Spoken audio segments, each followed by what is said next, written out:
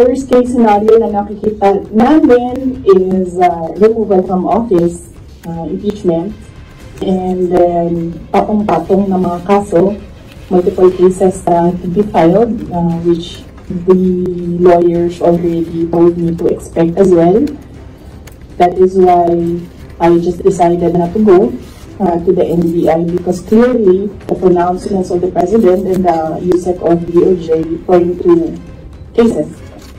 Pinatutunayan lang ng mga opisinang ito sa pamamagitan ng acknowledgement receipts na atin namang napansin ng napakaraming anomalya. Pareho ang sulat, pareho ang pirma, pareho ang tinta ng ballpen. Ang impossibility na ito ay na-disburse ayon sa dami ng resibo sa iisang araw lamang. At isama na din po natin ang mga nadiskubre nating pangalang Mary Grace Piatos at Kokoy Villamin na napatunayan na wala sa database ng Philippine Statistics Authority.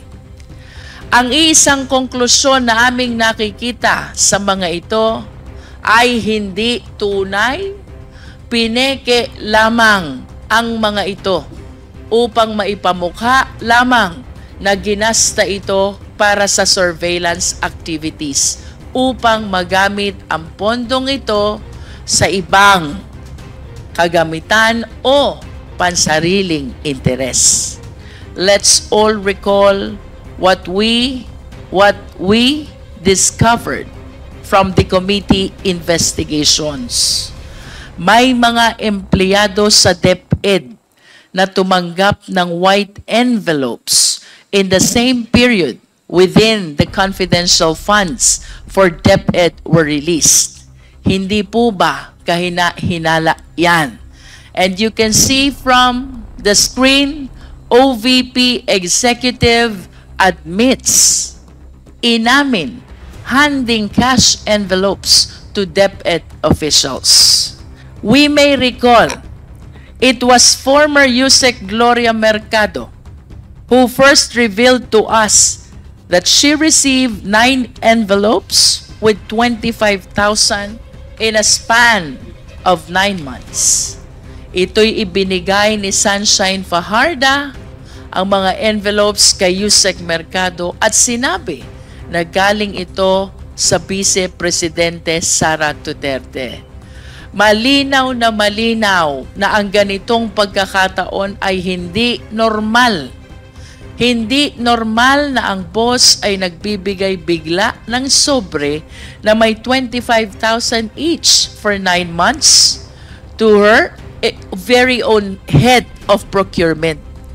Anyone can easily conclude that this is not merely out of generous heart of VP Duterte, but was precisely given in attempt to influence USEC Mercado, to which she failed to do.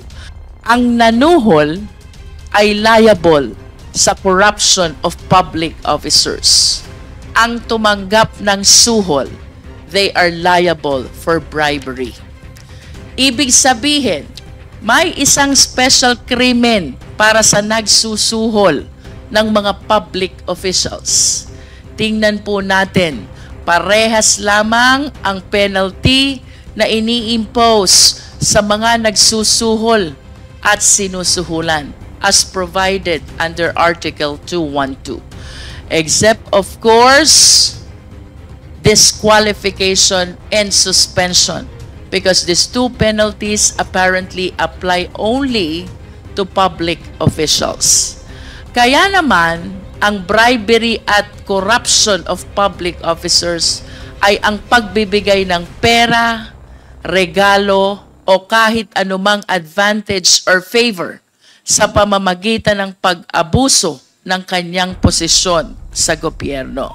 Mr. Chair, our Constitution reminds us that public office is a public trust, and as such, public officials must always be accountable to the people. Ang confidential funds ay nagmumula sa kaban ng bayan. Dahil dito, pananagutan po ni Vice President Duterte bilang pinuno ng OVP at ng DepEd sa taong bayan na siguraduhin ang confidential funds na ipinagkatiwala sa kanyang opisina ay nagagastos sa wastong paraan.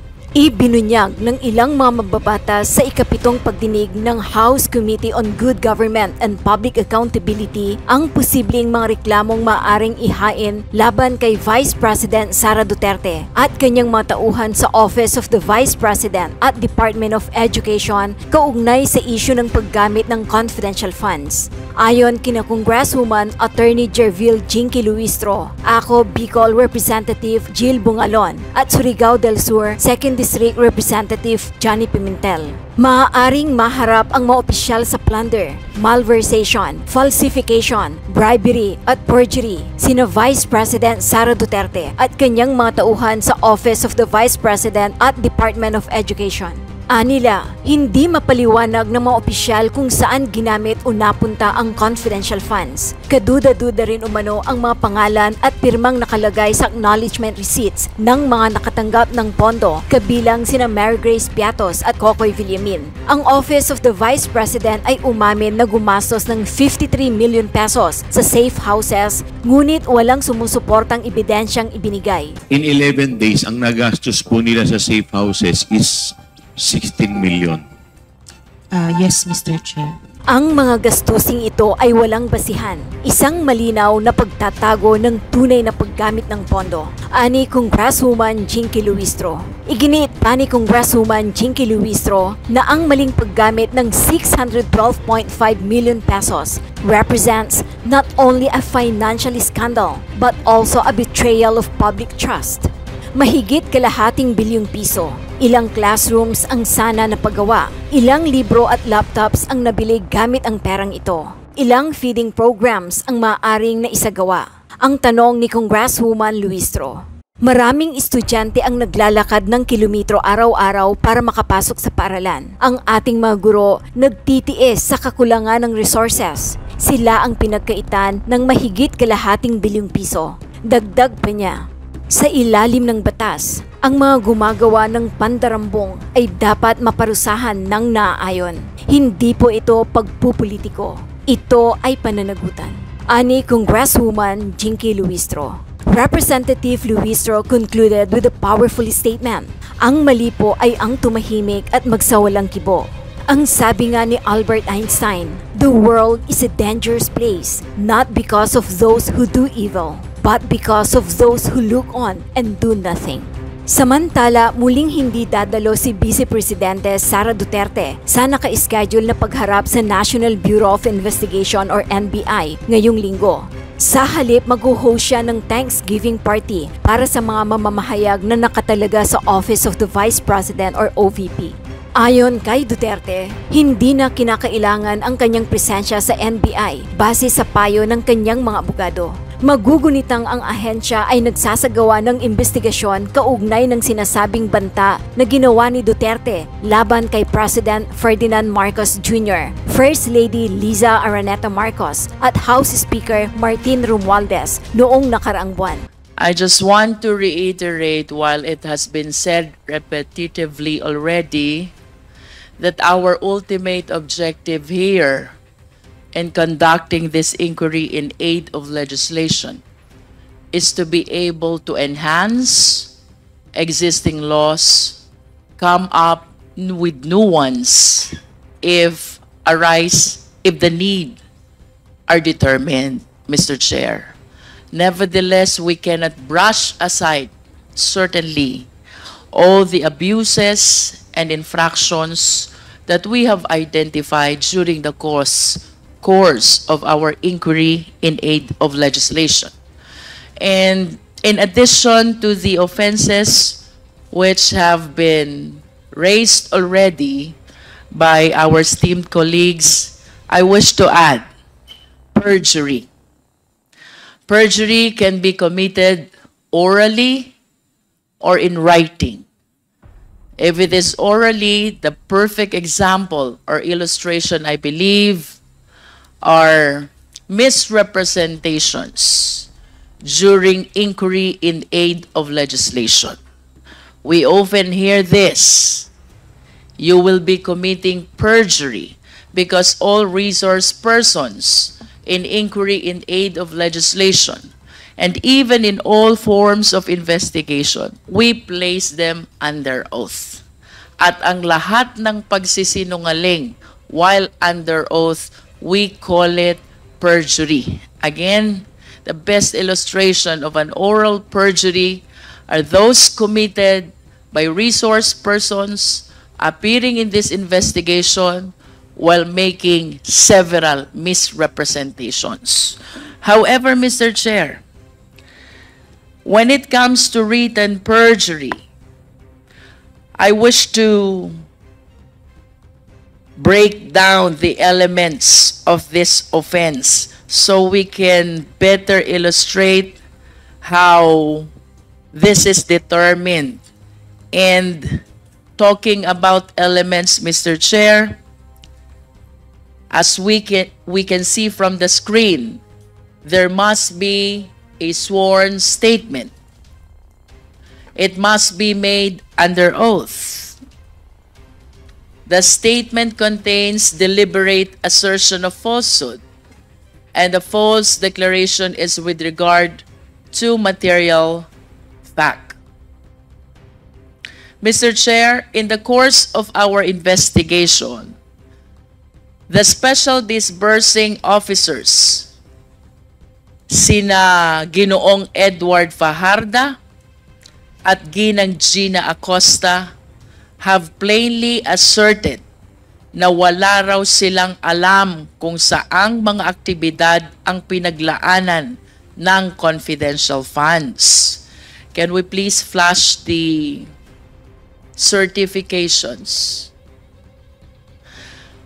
Ayon sa kanila, basta-basta lang raw nila sinunod ang utos sa kanila ng ating Vice Presidente na ipasa ang confidential funds in the total amount of 612.5 million pesos, lagpas, Mr. Chair, sa kalahating bilyon sa ibang tao na siya raw na mahala at nag-disburse nito.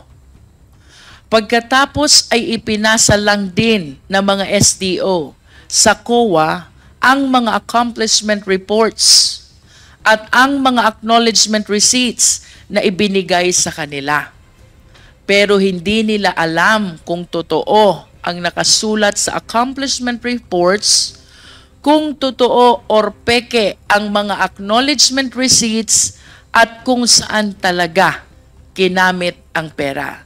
We have witnessed this, Mr. Chair, during the interpellation of SDO Edwin Fajarda of the Department of Education, as well as SDO Gina F. Acosta of the OVP. After they testified na ipinasa nila sa mga security officer ng Vice Presidente ang pera, wala ka nang makuhang impormasyon because they kept on giving an answer, wala silang alam dahil ang kabuuan ng halaga ay ibinigay nila sa mga security officers. Ito pong certifications, Mr. Chair, is the perfect illustration of a written perjury. Halimbawa ng tinatawag natin na written statement made under oath. It is a basic principle that even first-year law students know that a statement made before a notary public, notario publico, is a statement made under the risk of perjury. In other words, Mr. Chair, when we talk about perjury, that includes the documents which were notarized by notary publics, sworn to before notary publics, similar to the certification that we are currently flashing on the screen. Now, let us look closer at what these certifications say. Ano po ba ang nilalaman ng mga certification na ito? Number 1, yung expenses where the confidential funds were supposedly spent on were incurred in connection with the agency's intelligence and/or confidential operations and activities. I wish to reiterate, paano po malalaman ng ating mga special disbursing officers whether the first certification is indeed correct if they simply handed the money to the security officers? The second content, yung mga pinaggastosan raw ng confidential funds ay necessary and utilized for legal purposes. Again, Mr. Chair, how will they certify to this fact when they are totally unaware about the activities where the confidential funds were allegedly spent? Third, alam raw nila na hindi napunta ang funds sa mga gastusing ipinagbabawal sa confidential funds, kagaya ng payment of salaries and wages, overtime, allowances, or fringe benefits. Mr. Chair, I wish to raise, there is one common answer coming from our SDOs. Wala silang alam dahil ang pera ay ibinigay sa mga security officers. Fourth certification, any equipment purchased was supposedly relevant to the confidential and/or intelligence activities. Mr. Chair, suffice it to say that the SDOs are totally unaware of how the confidential funds were spent, primarily because they were not the one who disbursed the same. E paano po nila patututuhanan ang nilalaman ng mga certifications na ito?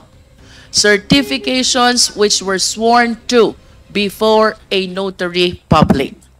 To emphasize, Mr. Chair, and as seen from one of the certifications, which our Secretariat is showing right now, our Vice President and SDO Acosta signed and certified this certification before the notary public, and that is Attorney Abella. Ano po ba ang sabi ng mga SDO? We all learned from the hearing on November 25 that while SDO Acosta did encash the check, according to her, wala po siyang alam kung saan napunta yung confidential funds kasi po ito ay turn over sa VP SPG. Mr. Chair, this is totally, if not completely, contradictory to the contents of the certification. It's the exact same story for Mr. Fajarda of DepEd, Mr. Chair. Sabi po nila, Ms. Acosta at Mr. Fajarda, sa ating pagdinig na hindi talaga nila alam kung saan ginastos ang pera. In other words, malay po ba nila kung napunta nga ba sa intelligence or confidential operations and activities ang pera? Malay po ba nila kung totoo yung mga pinagsasasabi na accomplishment report, liquidation report, and most importantly, certification? But they signed it, Mr. Chair. They signed them under oath. This means, Mr. Chair, that Ms. Acosta and Mr. Fajarda did not only violate the joint circular, they also lied under oath dito sa kanilang certification. They did this not just once, not just twice, but thrice for Mr. Fajarda. And for Ms. Acosta, I have to state, she did it 4 times. Paulit-ulit silang nagsinungaling sa kanilang certifications, Mr. Chair. The next offense that I wish to raise, Mr. Chair, is bribery. And we have to take this in consideration with the counter offense, corruption, of public officers. Simply stated, Mr. Chair, sa isang korupsyon or anomalya, may isang nanunuhol at may isang sinusuhulan. The offense committed by the author of corruption is Article 212, that is corruption of public officers. On the assumption, Mr. Chair, na tinanggap ang suhol, then the offense committed by the one who received the money, we call it bribery. Let us discuss first bribery, Mr. Chair. Ano ang elements ng bribery? There must be a public officer. The accused is a public officer. He received directly or through another some gift or present. The receipt was in consideration of his commission of some crime, and that relates to the exercise of his function as a public officer. Of course, kailangang ma-mention ang mga krimen ng mga nagsuhol at mga nagpasuhol.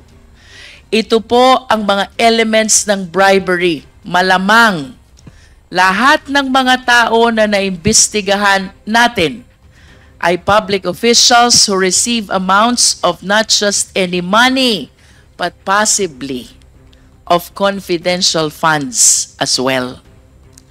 Corruption of public officers. Siyempre, kung may mga tumatanggap ng suhol, may mga nagsusuhol. Sila naman po ay magiging liable sa krimen ng corruption of public officers. Again, Mr. Chair, for clarity, ang nanuhol ay liable sa corruption of public officers. Ang tumanggap ng suhol, they are liable for bribery. Ibig sabihin, may isang special krimen para sa nagsusuhol ng mga public officials. Tingnan po natin, parehas lamang ang penalty na ini-impose sa mga nagsusuhol at sinusuhulan as provided under Article 212. Except, of course, disqualification and suspension, because these two penalties apparently apply only to public officials. Kaya naman, ang bribery at corruption of public officers ay ang pagbibigay ng pera, regalo, o kahit anumang advantage or favor sa pamamagitan ng pag-abuso ng kanyang posisyon sa gobyerno. Kindly flash the next screen. Let's all recall what we discovered from the committee investigations. May mga empleyado sa DepEd na tumanggap ng white envelopes in the same period within the confidential funds for DepEd were released. Hindi po ba kahina-hinala yan?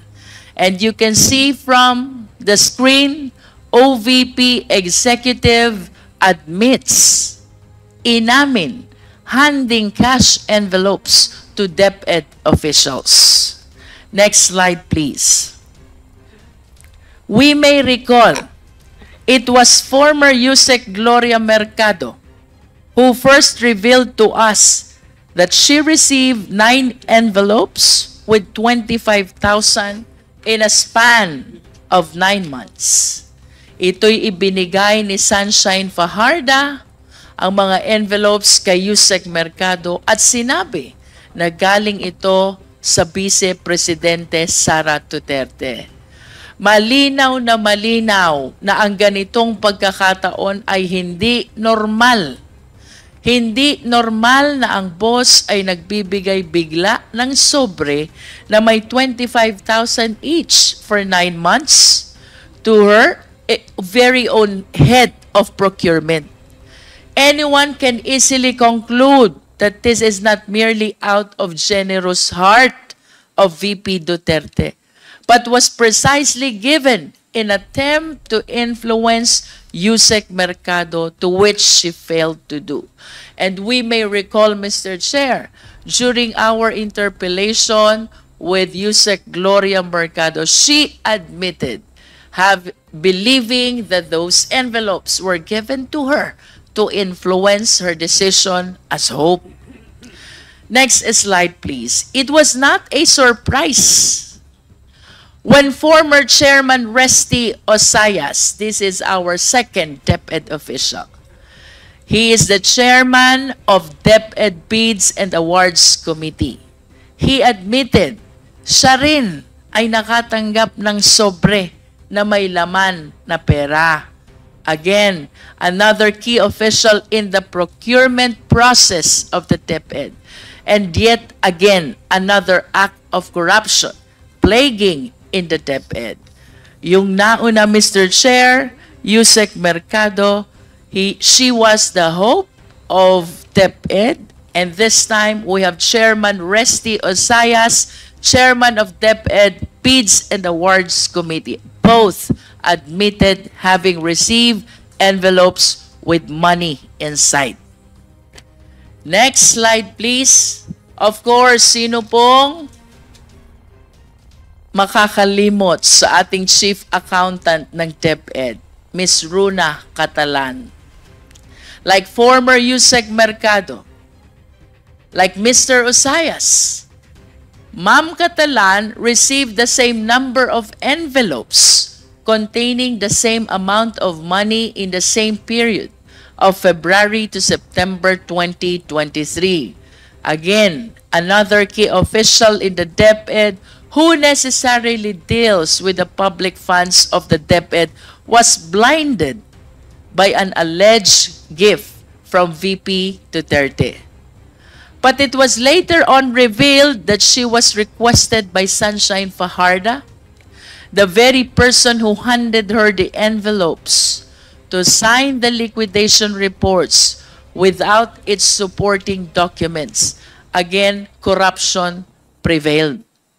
Mr. Chair, in line with the issue of bribery and corruption, I wish to manifest that there is a chance that the three key officials of DepEd, who I previously mentioned, Yusek Mercado, Mr. Osayas, Ms. Catalan, were not only employees of DepEd who receive envelopes with cash.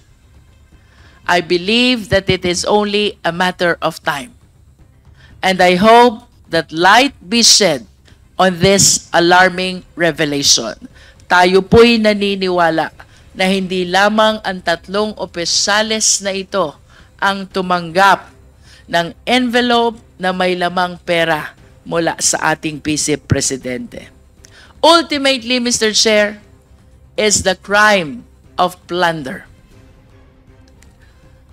Isa pa sa ating nakitaan na maaring ikaso mula sa ating mga nadinig sa ating komite, rito ay ang violation ng plunder sa ilalim ng Republic Act 7080 as amended. Ang basis po natin ay lahat ng mga nakalap na impormasyon patungkol sa paggasta di umano ng OVP at ng Department of Education ng confidential funds sa ilalim ng pamumuno ng ating Vice Presidente. Mapapansin po natin na wala pong naipakita na ebidensya kung saan totoong napunta talaga ito. Pinatutunayan lang ng mga opisinang ito sa pamamagitan ng acknowledgement receipts na atin namang napansin ng napakaraming anomalya. Pareho ang sulat, pareho ang pirma, pareho ang tinta ng ballpen. Ang impossibility na ito ay na-disburse ayon sa dami ng resibo sa iisang araw lamang. At isama na din po natin ang mga nadiskubre nating pangalang Mary Grace Piatos at Kokoy Villamin na napatunayan na wala sa database ng Philippine Statistics Authority. Ang isang konklusyon na aming nakikita sa mga ito ay hindi tunay, pineke lamang ang mga ito upang maipamukha lamang na ginasta ito para sa surveillance activities upang magamit ang pondong ito sa ibang kagamitan o pansariling interes. Ano nga ba ang plunder, Mr. Chair? Sa ilalim po ng Section 2 ng ating Anti-Plunder Act, nakasaad dito, any public officer who by himself or in connivance with members of his family, relatives by affinity or consanguinity, business associates, subordinates, or other persons amasses, accumulates, or acquires ill-gotten wealth through a combination or series of overt or criminal acts in the aggregate amount or total value of at least 50 million pesos. Nakasaad din rito na ang penalty ng paglabag ay reklusyon perpetua na may katumbas na 20 years and 1 day hanggang 40 years. I wish to add, Mr. Chair, na ito pong kasong ito, considering the penalty of reclusion perpetua is non-bailable. Kalakip din po ng penalty na ito ang perpetual absolute disqualification, which includes deprivation of such person from holding public office and employment kahit pa manalo sa eleksyon. Kaya naman, Mr. Chair, ang plunder sa madaling salita ay ang pagnanakaw ng pera mula sa kaban ng bayan na may halaga na higit sa 50 million pesos sa pamamagitan ng paggawa ng ibang krimen. Next slide, please. Kung makikita po natin sa ating screen, mayroong total na 7 umaabot sa 612,500,000 pesos. Ang 4 na tseke ay mula sa OVP, umabot ng 500 million pesos, at ang 3 pang tseke ay mula sa DepEd na nagkakahalaga naman ng 112,500,000 pesos. Mr. Chair, ang nabanggit na halaga, 612,500,000 pesos, lagpas sa 50 million pesos na required para sa kasong plunder. Ang mga checking ito ay lahat nakapangalan kay Ms. Gina Acosta bilang Special Disbursing Officer ng DepEd. Inamin niya sa atin na imbis na i-disburse niya ito as confidential expenses, ay sinunod ang utos ng Vice Presidente na ibigay ang pera sa kanyang security officer. Dito naman po sa Department of Education, ang payee sa mga tseke ay ang Special Disbursing Officer Edward Fajarda, former Special Disbursing Officer of DepEd.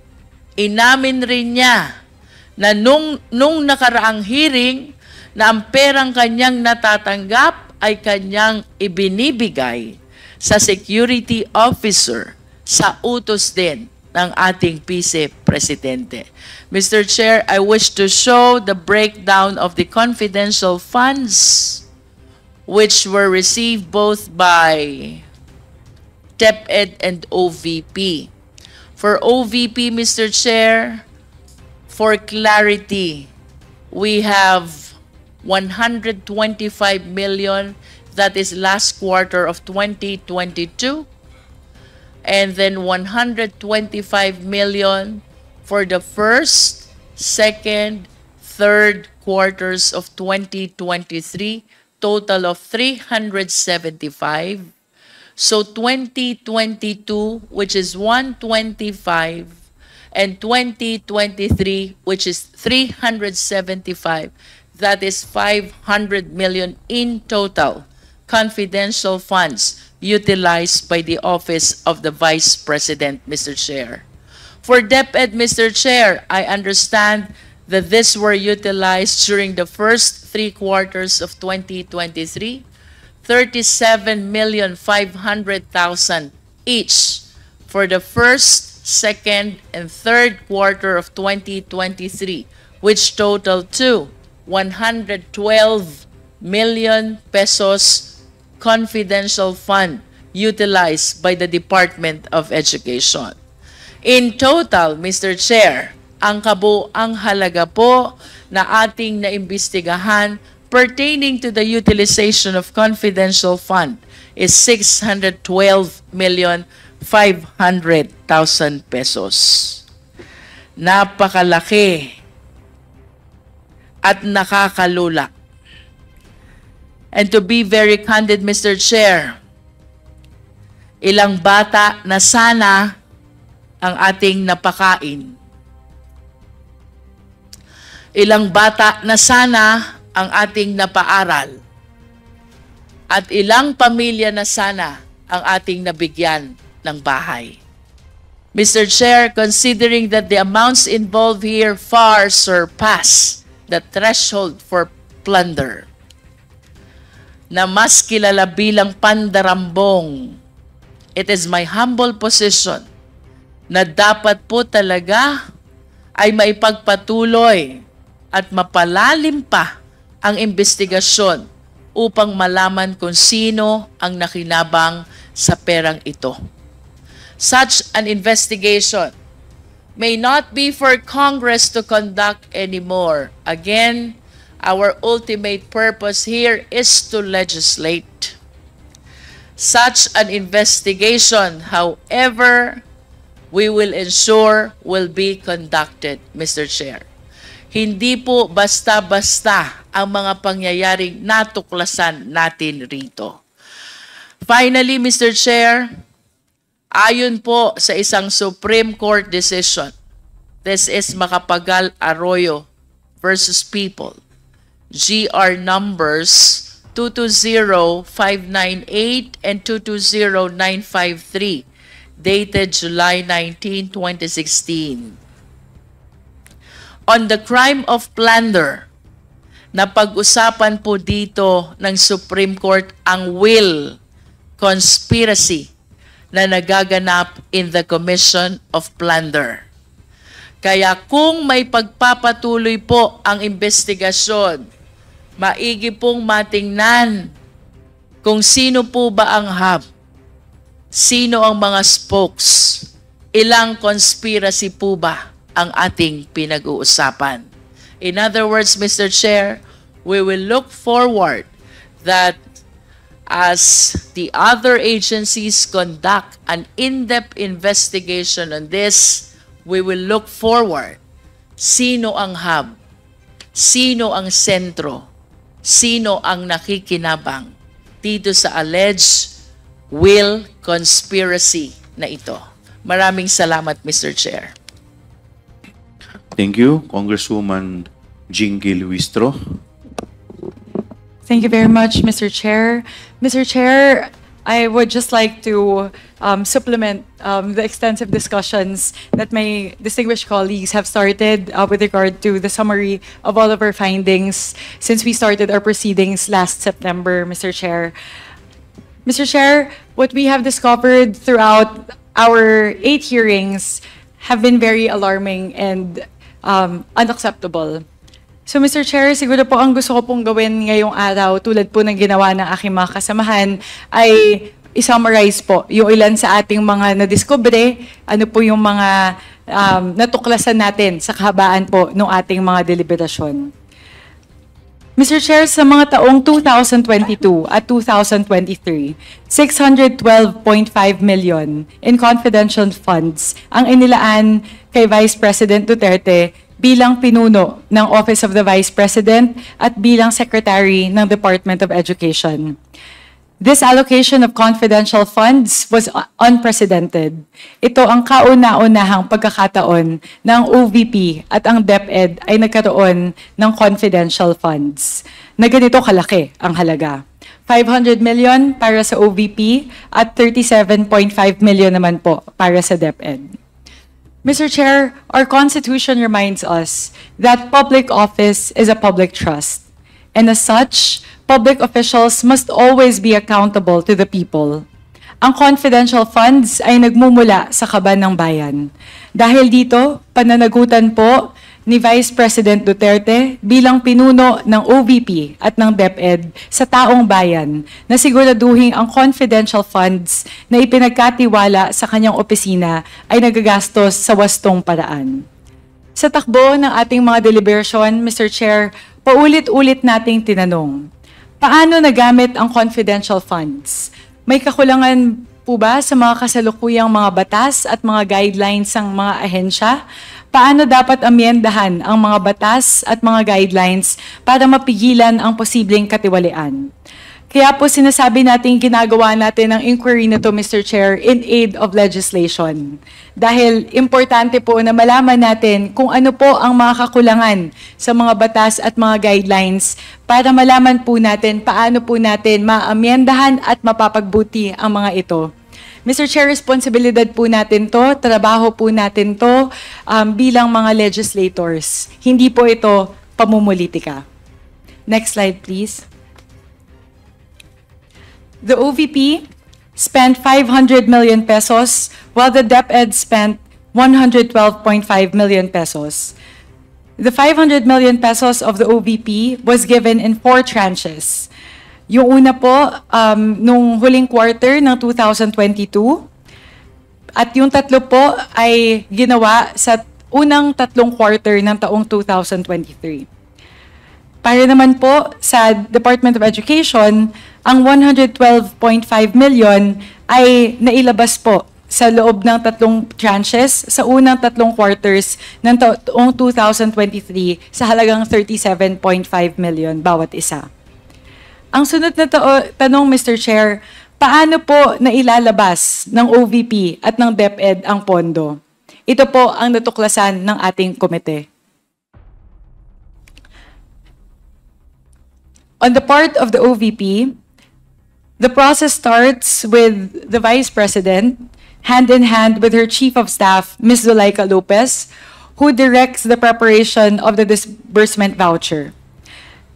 The Chief Accountant of the OVP, Ms. Julieta Villa del Rey, certifies the availability of cash and completeness of the supporting documents. When this is done, the Assistant Chief of Staff, Mr. Lemuel G. Ortonio, approves the voucher for payment.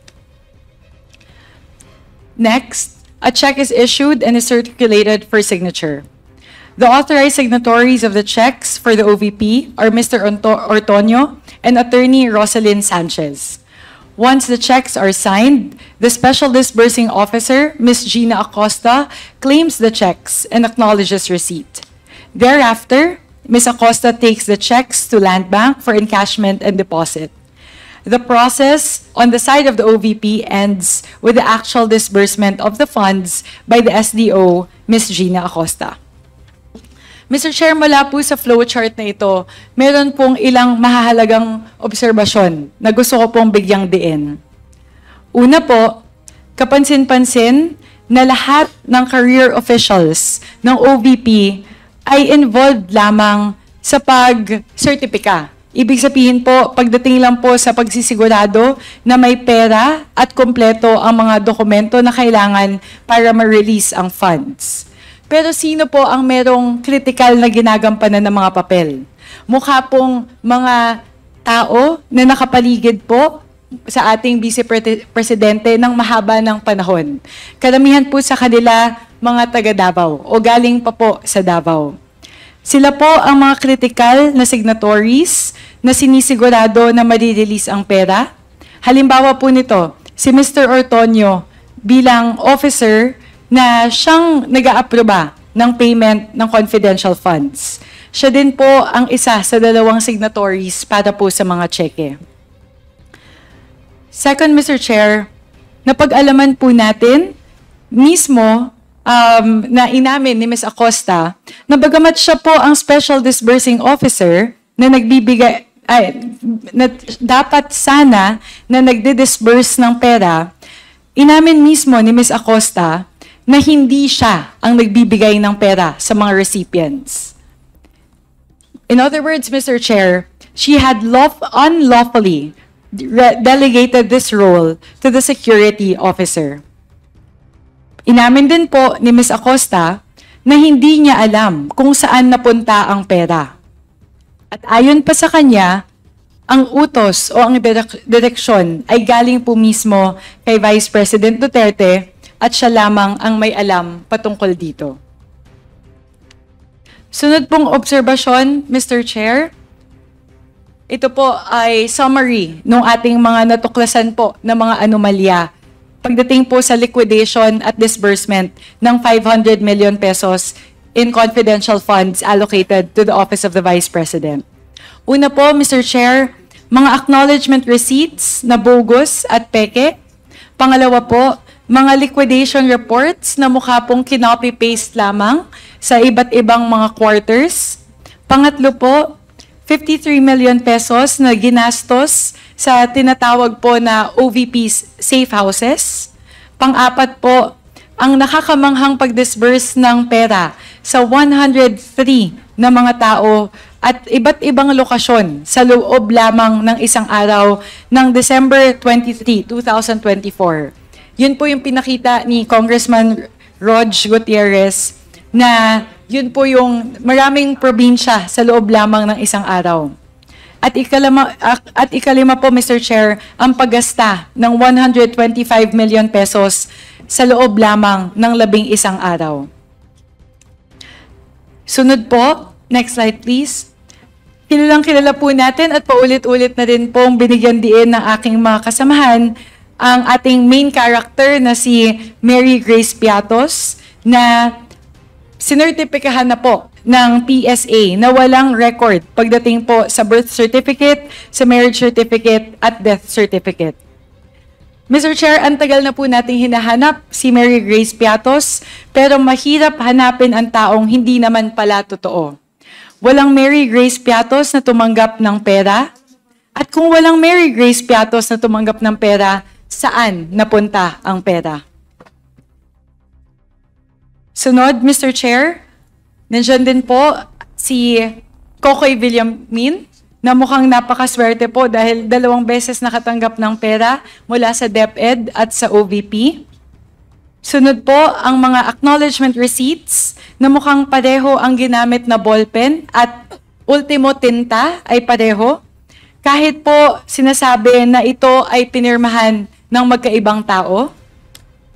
Sunod po, mga taong magkapareho ng signature. Magkamukha po yung lagda. Hindi lang magkamukha, saktong-sakto po yung lagda.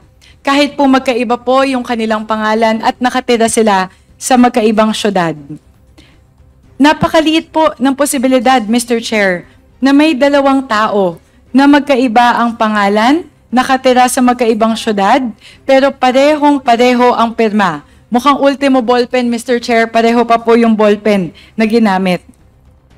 Kahit po yung mismo stroke, Mr. Chair, makikita naman po natin ay parehong-pareho din po. Sunod, Mr. Chair, nakita din natin na may mga tao na bagamat magkaiba yung pangalan at magkaiba po yung kanilang tirahan, ay pareho po yung kanilang sulat. Sunod po, at medyo malala po ito, Mr. Chair, 2 po itong magkaakibat. Yung una po, may mga acknowledgement receipts po tayo na nakita na yung date po na nakalagay doon sa acknowledgement receipts ay petsa kung saan wala pang confidential funds na nare-release. Halimbawa po, ito pong nasa ating larawan, na nasa ating harapan, ang nakalagay po na date ay November 27, 2022. Pero kung maaalala po natin, ang unang release po ng confidential funds ay nagsimula noong December 21, 2022. So paano po nagkaroon ng acknowledgement receipt para sa pera na hindi pa nare-release at naipapamigay? Sa kabilang dako naman, Mr. Chair, sa susunod na pinapakita po nating mga larawan, meron ding mga acknowledgement receipts sa mga panahon na wala ng confidential funds na ipinapamigay. Kabaliktaran naman po ito nung pinakita natin kanina. Dito po sa ating larawan, makikita po natin na ang petsa po na nakalagay ay December 21, 2023. Pero dahil po wala nang kinuha na confidential funds ang Office of the Vice President sa huling quarter ng 2023, ay ang huli pong disbursement ng confidential funds para sa taon na yon na ay September 24, 2023. So papaano po na nagkaroon ng ganitong acknowledgement receipt 3 buwan matapos ang pinakahuling pamimigay ng pera mula po sa confidential funds para sa taong 2023? Ang huling punto po, Mr. Chair, o huling mga obserbasyon na aking pong nais bigyang diin ngayong araw ay pagdating po sa usapin ng certifications. Ang paggasta ng confidential funds na OVP ay sinertify po mismo ng ating Vice Presidente under oath. Ang kabuuan po ng 500 million pesos in confidential funds na OVP ang kanya pong sinertipikahan.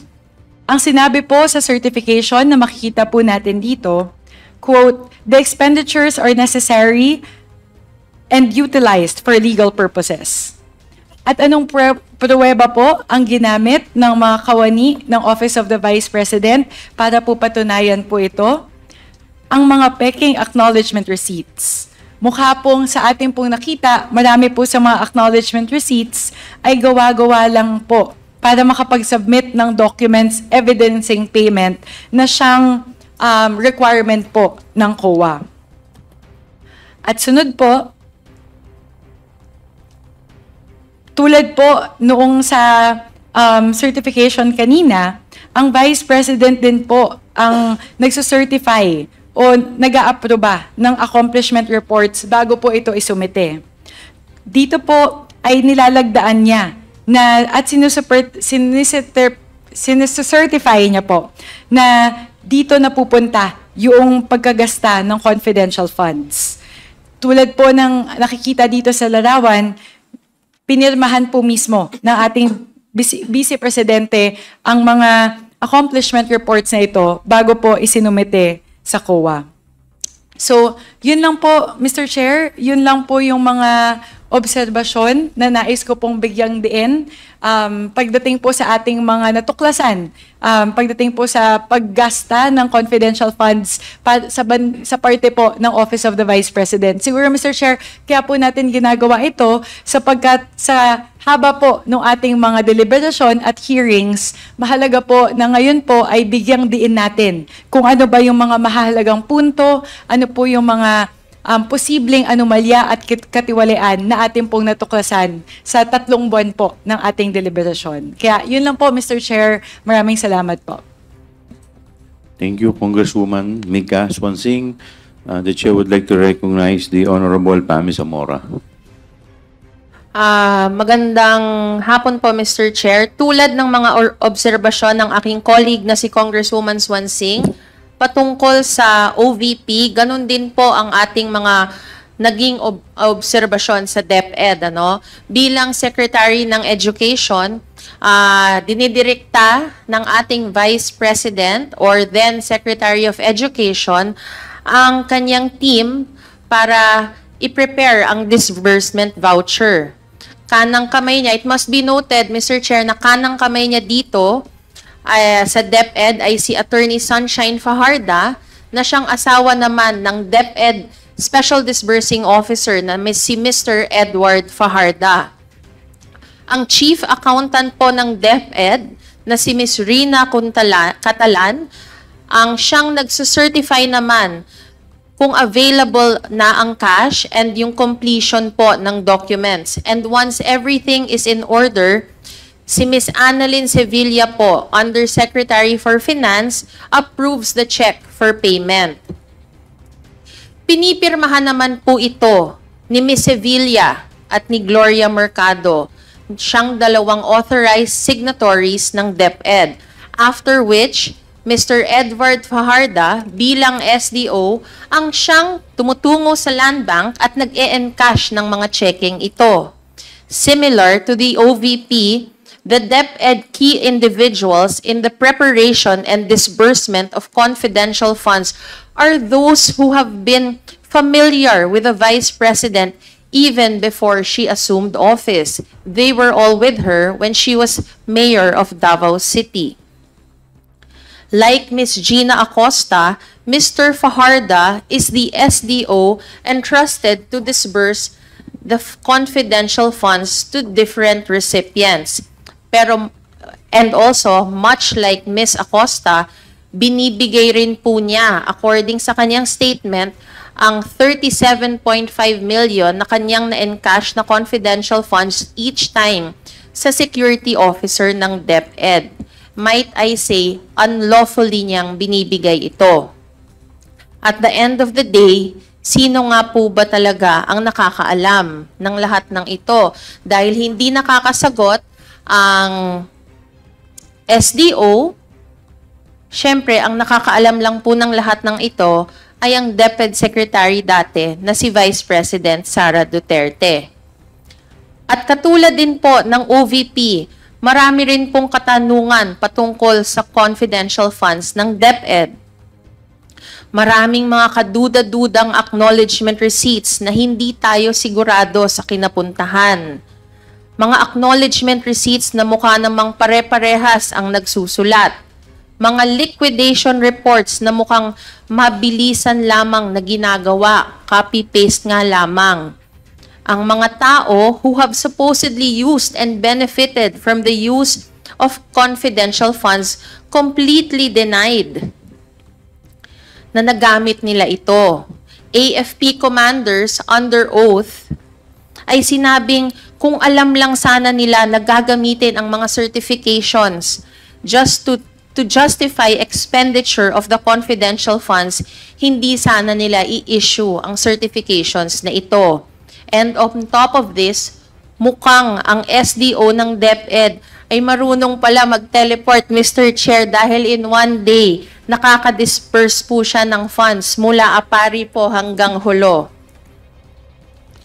Based sa pahayag ni Major General Nolasco Mempin, kung naaalala ng ating mga colleagues, nung na-issuehan ang DepEd ng Audit Observation Memorandum ng COA o AOM, ang Secretary ng Education asked him certification from the AFP.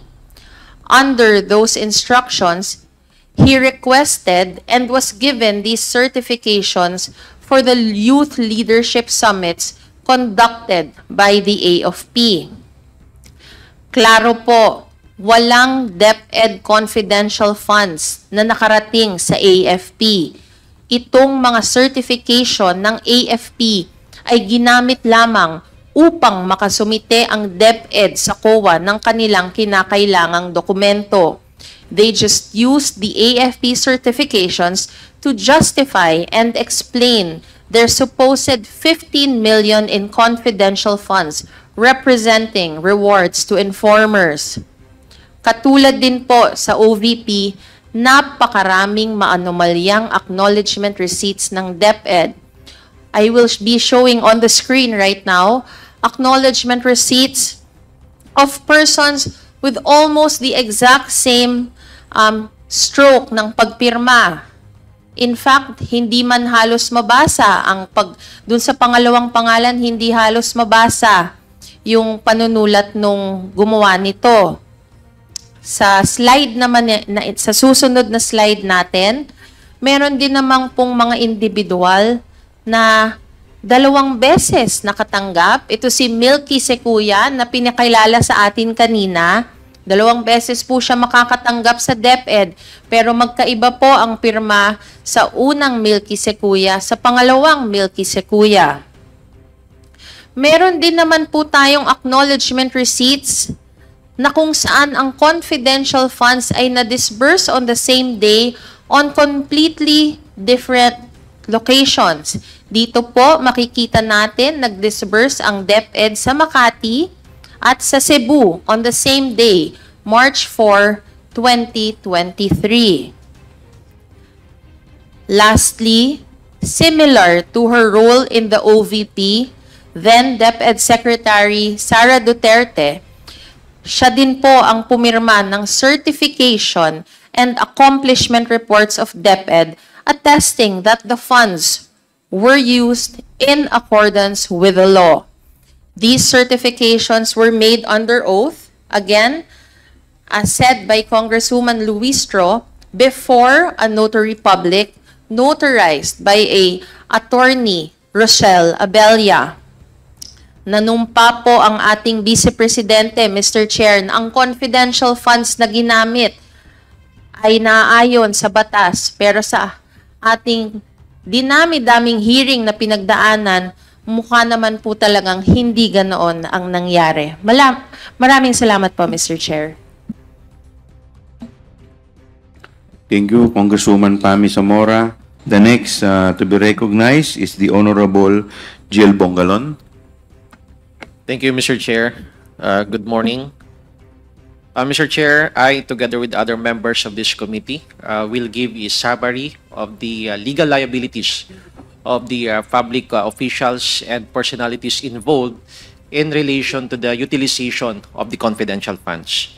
Mr. Chair, as the viewing public has known, we, the Committee on Good Government and Public Accountability, have been very committed to this inquiry arising from the privilege speech number 379 of the Honorable Congressman Rolando Valeriano made on September 3, 2024 on asserting the power of the purse of Congress and the motu proprio inquiry of Congresswoman Jinky Luistro's manifestation during the budget hearing of the Department of Education in the Committee on Appropriations held on September 2, 2024.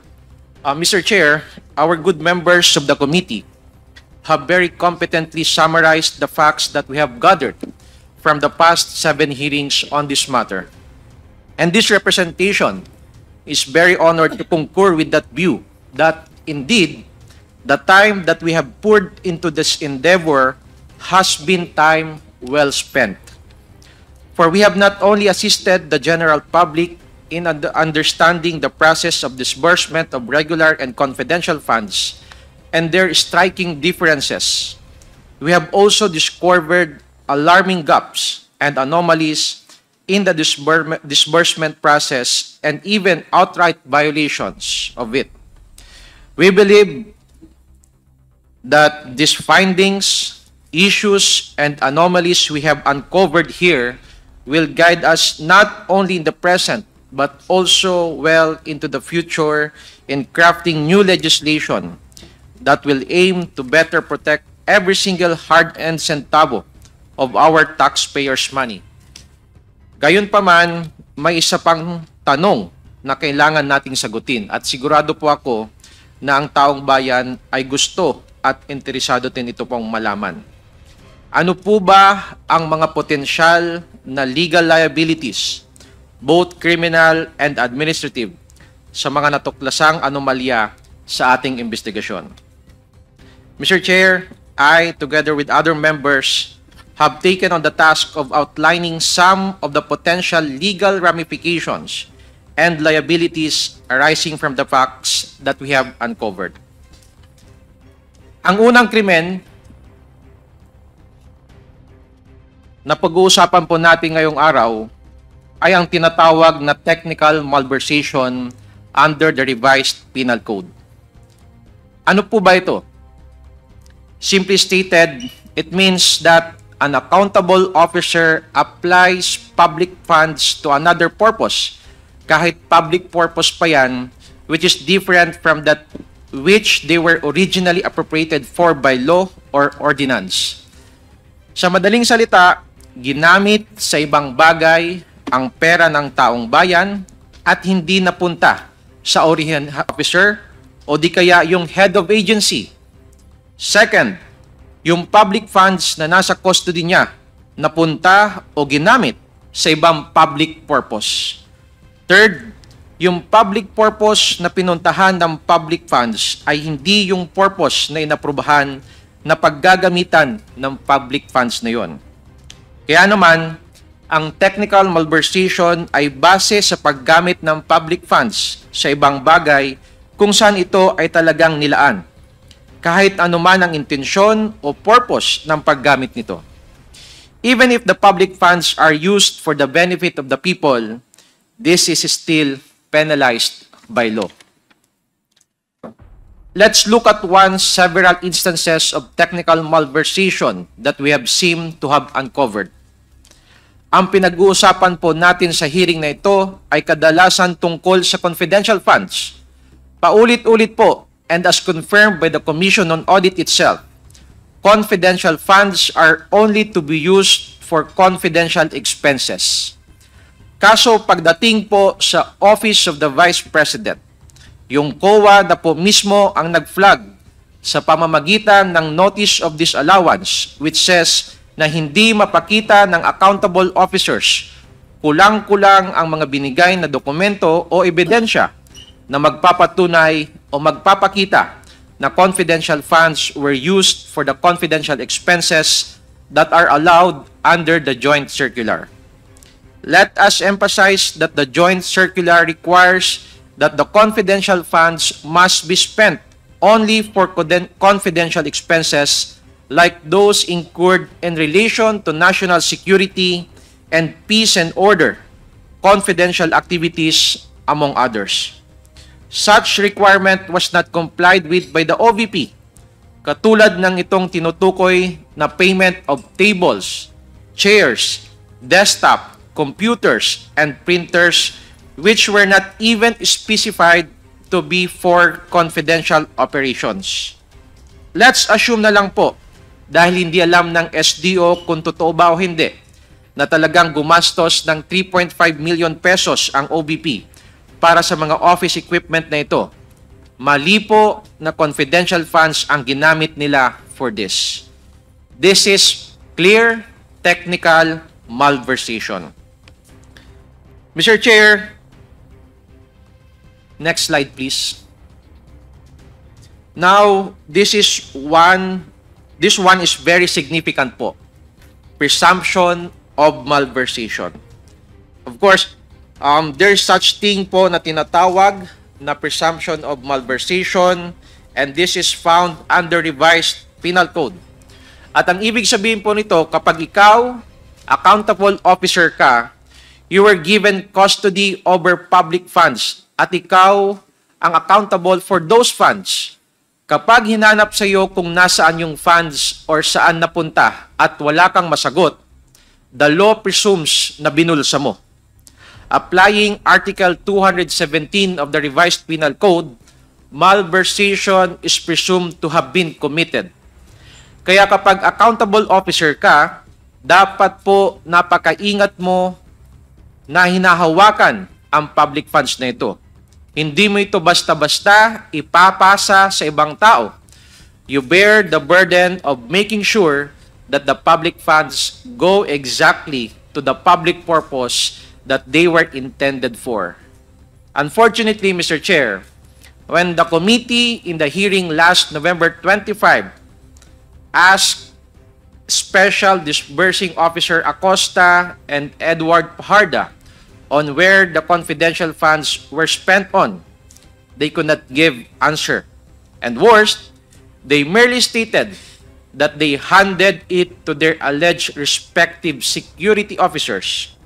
Ito mismo ay malinaw na labag sa kanilang tungkulin bilang SDOs na dapat alam kung saan nagagasta ang confidential funds at hindi dapat ito ibinibigay kung kani-kanino man. Kaya naman, walang pwedeng presumption kundi binulsa nila SDOs Acosta at Edward Pajarda along with other employees and key officials of the OVP and DepEd ang confidential funds ng ating taong bayan. Yun lamang po, Mr. Chair. Thank you, Congressman Jill. The Chair would like to recognize the Honorable Johnny Pimentel. Maraming salamat, Mr. Chairman. Mr. Chair, we have already conducted several hearings regarding this matter. In fact, today is the 8th hearing that we are conducting. In the course of our investigation, we have found out that there have been several laws that have been violated in the disbursements of funds. Some of these have already been mentioned earlier by my colleagues.